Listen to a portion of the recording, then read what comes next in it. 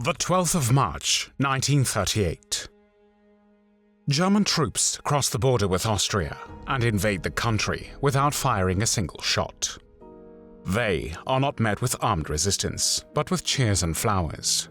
While thousands of Austrians turn out to greet Adolf Hitler as he travels first to Linz and then on to Vienna, terrified Jews, leftists, and other opponents of the Nazi regime race towards the country's borders, hoping to reach them before they are closed, but most would become trapped in a rapidly Nazifying Austria. In the weeks that follow, there is pogrom-like violence across the country. Austrian Nazis and others beat up, attack, and humiliate the Jews. They force them to scrub the streets, clean public toilets, and perform humiliating exercises. Many decide to try to leave Austria, and lines appear at consulates across the city of Vienna. Several months later, the Nazis begin to operate the Mauthausen concentration camp near Linz. The conditions at the camp are even more severe than in most other Nazi concentration camps and are characterized by medical experiments, systematic abuse, mistreatment, and mass killings conducted by the SS officers. One of them is Andreas Trum. Andreas Trum was born on the 28th of November, 1920, in Hochdorf, then part of the Weimar Republic, which was the name given to the German government between 1918 and 1933. He was the son of a farmer, and after he finished secondary school, he worked as a caretaker at a hotel in the town of Zwiesel. Andreas Trum was only 12 years old when on the 30th of January 1933, Adolf Hitler was appointed Chancellor of Germany by the German President Paul von Hindenburg. On the 1st of January 1938, he became a member of the SS, and on the 25th of October 1940, he was drafted into the Waffen SS, which was the military branch of the SS.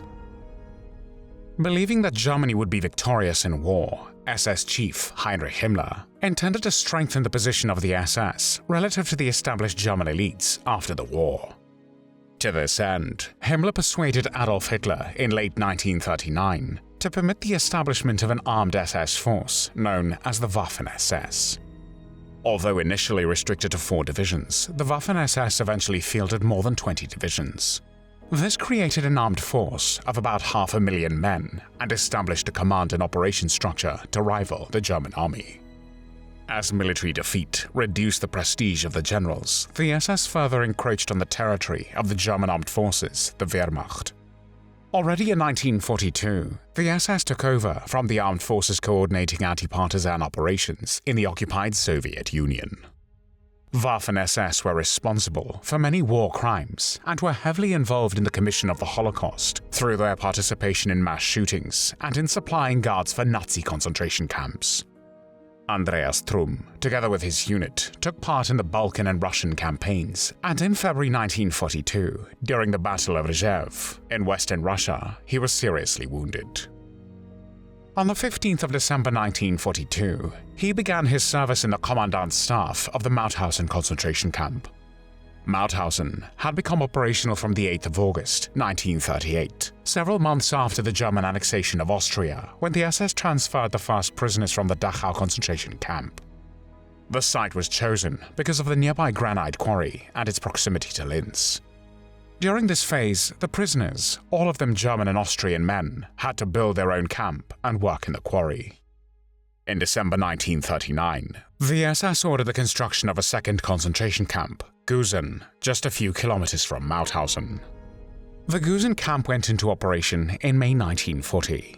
In December 1939, the number had increased to over 2,600 prisoners, primarily convicted criminals, asocials, political opponents, and religious conscientious objectors such as Jehovah's Witnesses.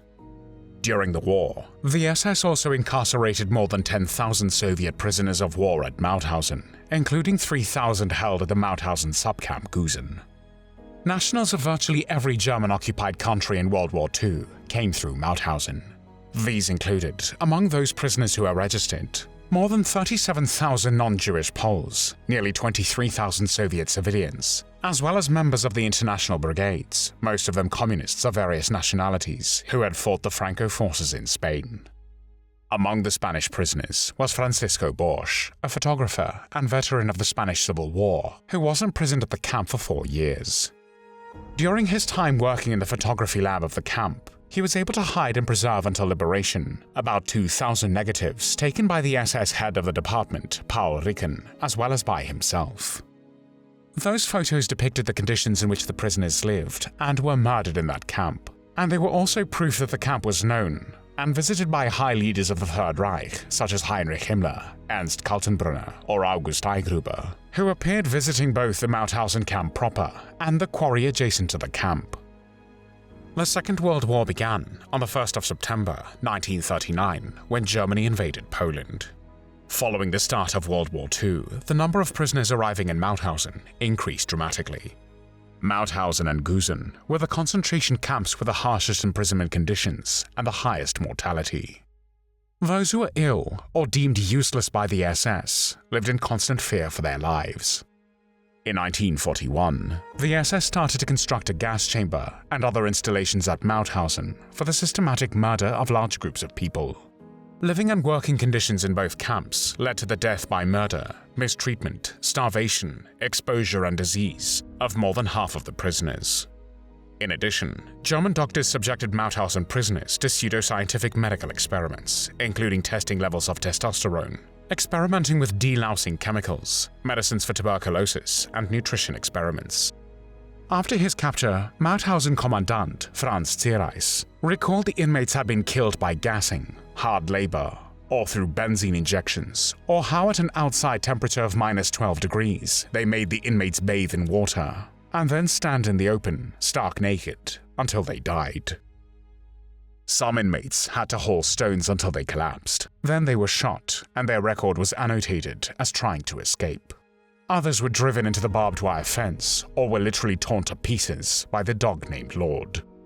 In 1943, Andreas Trum took over the post of Labour Service leader, and in this capacity, he decided on the allocation of prisoners to the individual work commandos. Very soon he built his reputation for unspeakable cruelty and became famous for beating and torturing prisoners, often for no reason. He would severely force prisoners to do heavy work, which by far exceeded their strength, and frequently beat prisoners with a shovel, whip, or his bare hands so that they would remain lying on the ground. Trum made selections and escorted prisoners to the gas chamber as well. On one occasion, in April 1944, he selected a group of 120 inmates and led them to the gas chamber to be gassed. On a different occasion, Trum, together with his fellow SS officers, executed with machine guns up to 40 prisoners, who were required one at a time to run in front of them to be shot. According to the Mauthausen survivors, Andreas Trum was a twisted sadist who was present at almost all executions, from which he would return boasting that he had done some killings. Trum was not even ashamed to mistreat prisoners who were about to be executed. One witness testified that he also killed women who underwent inhumane medical experiments performed by SS doctors. He was also present when the Dutch, British, and American prisoners were executed, and he even personally did some of the shot-in-the-neck executions himself. When Trum saw the dogs biting the prisoners, he would watch with pleasure.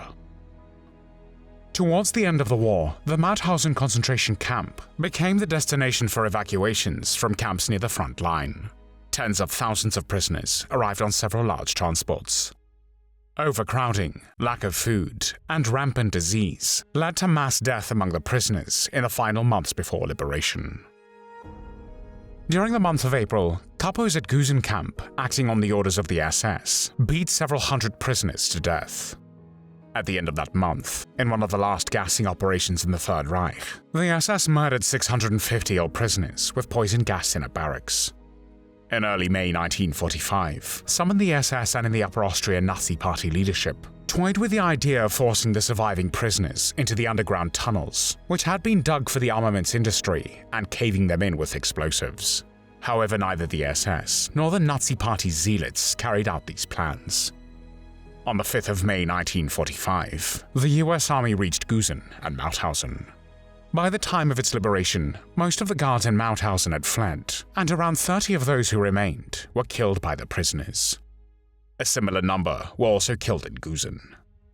In the confusion during the liberation, Prisoners, enraged by the killings perpetrated by the capos and barrack elders the previous month, killed a number of these prisoners who had served as capos, room elders, or other types of auxiliary service to the SS staff. After the liberation, some prisoners were in such a weakened state that many still died in the days and weeks that followed the liberation. An estimated 197,000 prisoners passed through the Mauthausen concentration camp and its subcamps between August 1938 and May 1945. At least 95,000 died there, and more than 14,000 of them were Jewish. Justice finally caught up with Trum on the 28th of May 1945, when he was arrested and taken to the US prisoner of war camp in Moosberg. During his interrogation, Trum admitted that he selected people of various nationalities for gassing, that he participated in the shootings, that he helped supervise hangings, and that he himself, inhumanely and severely, forced prisoners to do heavy work which by far exceeded their strength. However, Trum said that whatever he had done at the Mauthausen concentration camp was because he had to follow the orders given to him by his superiors. However, his lies did not help him escape justice. On the 13th of May 1946, he was sentenced to death by hanging at the main Mauthausen trial. After the death sentence was pronounced, several petitions for clemency were filed by his wife, his sister, and his mother, who apparently believed that for all the atrocities that Trum had committed, he still deserved to live. However, all petitions were rejected, and the sentence was carried out. On the 28th of May 1947, when Andreas Trum was hanged at Landsberg Prison, he was 26 years old. There were no tears shed for Andreas Trum.